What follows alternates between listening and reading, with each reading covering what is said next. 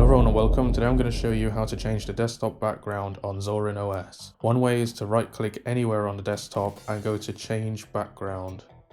Then you can simply choose another background from the list. You can also set a custom desktop wallpaper or background by clicking on the add picture option.